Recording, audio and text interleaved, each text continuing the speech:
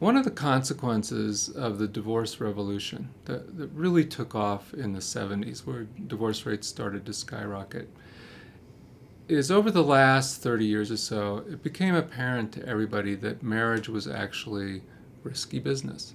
People knew so many marriages that didn't work out, and these days people have a decreasing chance of actually even seeing marriages, much less marriages that work out.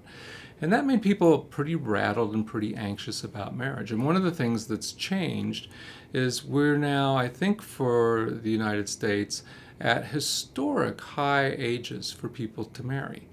Now, there's a lot of reasons for that. There's a lot of ways that people have changed, and people sort of are developing in different ways now than they're used to.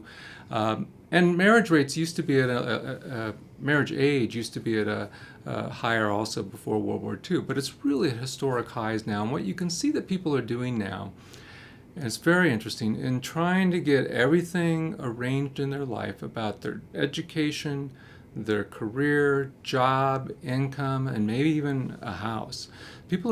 Many people, especially college graduates now, are increasingly trying to line all that up before they settle down in marriage, which is often now coming at average 29, 30. They're trying to line all that up. And what's really behind some of that, I think, as much as anything, is it's a kind of self-insurance.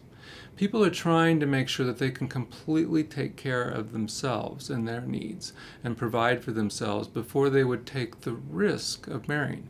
They want marriage, people want lasting love. But that seems so risky. I'm going to make sure I got everything taken care of about my development, about my resources before I take that risk with another person.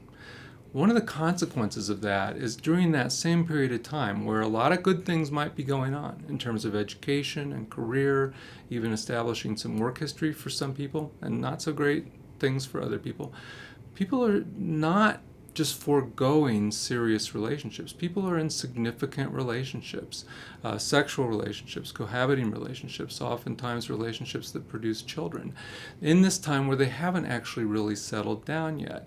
And one of the points that we like to make, and we make this point strongly in a nice report that I did with Galena Rhodes for the National Marriage Project called Before I Do, which you can get on the web and read, is we talk about the fact that people really do have this Vegas fallacy now, that there's a strong belief that people have, well, I'm going to settle down in marriage later, maybe when I'm 31, maybe when I'm 35, maybe when I'm 29.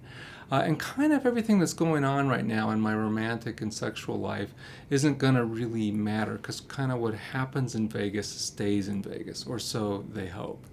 As it turns out, that's not true, and the research is getting more clear that what happens during that time has a lot of consequences and sets in motion other things that affect a person's whole life and who they might marry, who their options are to marry. It affects so many things, and this belief is just wrong. And this is another area where we can help young people prepare for marriage by helping them not to buy into the idea that just anything and everything that happens before they're ready to settle down is without consequence, because it's not true.